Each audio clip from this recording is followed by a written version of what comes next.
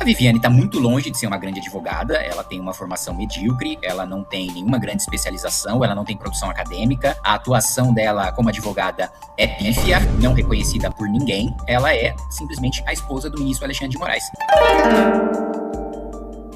Claro, boa noite, deputado. Queria saber como é que você viu essa nota da Viviane Barsi de Moraes que ela divulgou hoje. Te convenceu ali de que realmente ela fez um trabalho para receber aqueles 129 milhões de reais? É, claro que não. Eu até fiz um cálculo ali, uma conta de padeiro, né? Pelas reuniões que ela disse, tantas reuniões, trabalhando 3 horas, né? Fazendo aí um dia de 8 horas de trabalho, né? Ela teria recebido 3,6 milhões de reais por dia trabalhado. Olha, não conheço nenhum grande advogado que tenha recebido essa quantidade de dinheiro. A Viviane está muito longe de ser uma grande advogada, ela tem uma formação medíocre, ela não tem nenhuma grande especialização, ela não tem produção acadêmica, a atuação dela como advogada é pífia, não reconhecida por ninguém, ela é simplesmente a esposa do ministro Alexandre de Moraes. Fora isso, ela não tem nenhum título, ela não tem nada que justifique receber um contrato dessa monta, né? E, deputado, o Alexandre de Moraes está se enredando em explicações que não param de pé, né? Então, na semana passada, no final da semana passada, ele divulgou uma nota pela assessoria do STF, não foi nem sequer pelo gabinete dele, tentando jogar por terra aqui a apuração que tinha sido feita pela imprensa nos dias anteriores. Mas o fim de semana mostrou que as explicações dele é que não paravam de pé, né? Então, é estranho e grave você ver um ministro do STF oferecendo explicações públicas que não se sustentam, né?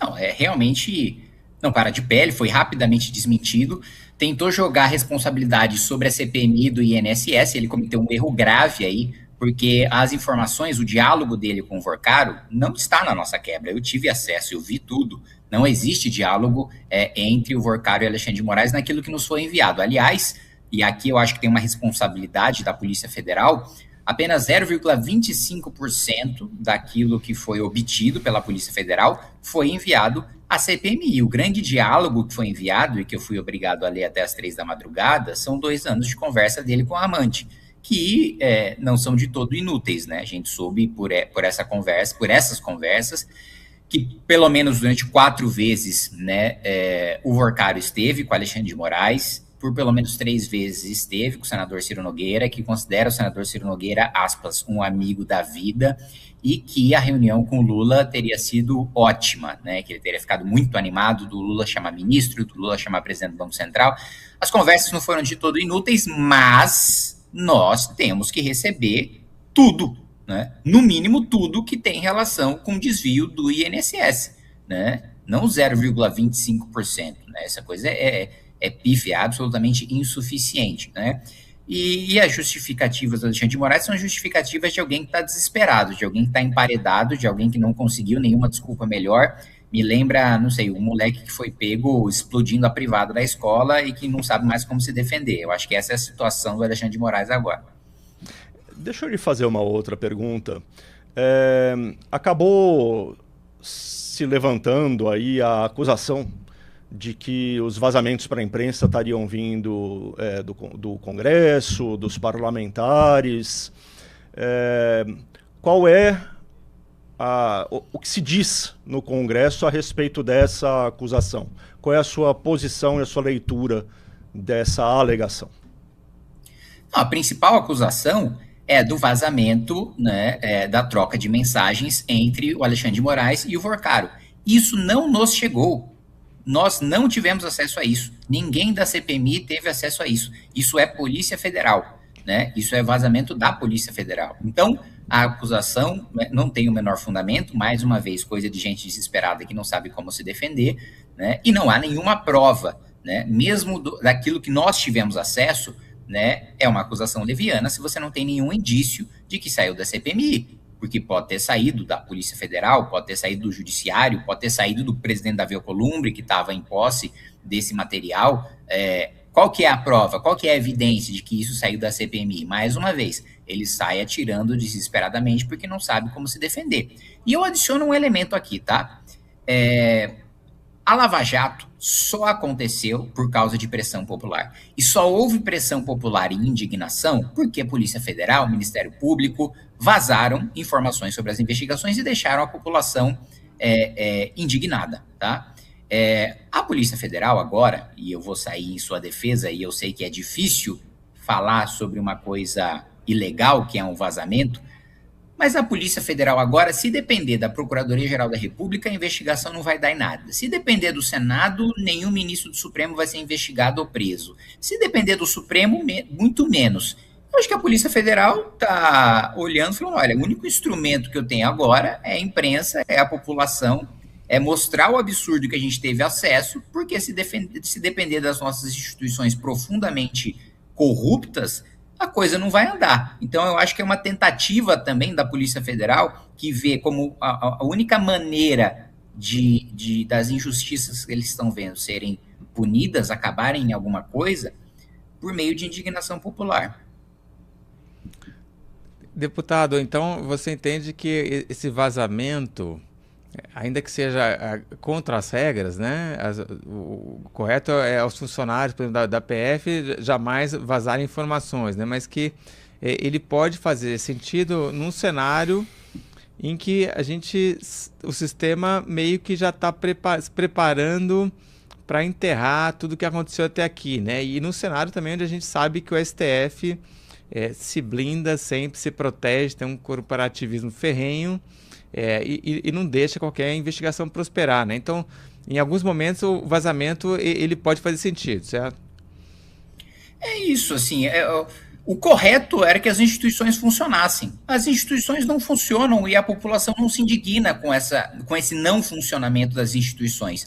Então, a Polícia Federal também está numa situação de desespero, de falar, olha, a única maneira de acontecer alguma coisa é a população tendo acesso, se indignando com isso, são coisas de interesse público, e então é isso, assim, mais uma vez, eu estou numa posição muito difícil, né, de passar pano por uma coisa que é ilegal, mas assim, qual que é a alternativa, né? Em qualquer país sério, o país estaria parado. Teria pessoas acampando, e eu falo isso que eu já acampei, acampando em frente ao Congresso Nacional, né? Estaria a Esplanada dos Ministérios lotada, a Avenida Paulista estaria lotada, teriam manifestações históricas em qualquer país minimamente decente. Isso não está acontecendo, as instituições não funcionam, e a Polícia Federal está nessa tentativa de ter algum fôlego, de não ser massacrada, como a gente viu, olha só, o presidente do Sindicato dos Auditores Fiscais foi colocado como investigado porque deu uma entrevista dando uma opinião e uma explicação técnica. Então, assim, é uma anomalia. A gente está num faroeste institucional, né? Não tem regra para essas pessoas. E aí? Agora, deputado, o vazamento das conversas íntimas, como o senhor disse, teve que ficar lendo até as 3 horas da manhã, muito constrangedor o que está ali, e, de fato, não é certo que uma autoridade deixe aquilo via público, né? Como é que a gente chega na medida justa aí nessa história, né? Porque eu entendo o seu argumento, mas também é claro que teve muito pouco discernimento naquilo que eles puseram para circular. Não, aí eu vou concordar com você, tá? Eu não precisava ficar lendo sobre momolada, peleleca, sobre lista de transmissão de modelo, tá? Isso aí foi um constrangimento realmente desnecessário. Assim, por mais que... Eu não vou mentir para você, né? É óbvio que quando eu tô lendo, quando eu tô observando ali, eu acho engraçado, né? Como toda a população vê, acha bizarro e vira meme, né? Eu não vou esconder para você o meu lado humano, fora da institucionalidade parlamentar, de achar tudo aquilo muito engraçado, né? Dele colocar a Alan do TI como com a Monique, um contato da Monique Fradique, como ele colocar lá da My Future Wife no contato lá da russa, que inclusive eu comentei lá, um bom dia com um solzinho e coraçãozinho, ela respondeu, eu acho que é isso que eu tô comentando de errado, por isso que eu tô solteiro, eu nunca mandei o solzinho, né, acho que era isso que tava faltando. E, pô, é engraçado ele ter a lista de transmissão, engraçado o fato dele estar traindo a mulher com a amante depois de ele ter sido feito de corpo pela amante. Isso, assim, são todas fofocas, assim, engraçadíssimas, né? Ainda mais vindo de uma pessoa tão poderosa e tão bilionária. Mas, completamente desnecessário. E eu acho até que seria mais efetivo, né? Apenas vazar crime, apenas vazar reuniões constrangedoras com altas autoridades, porque aí a população só estaria falando disso e não estaria falando da outra parte.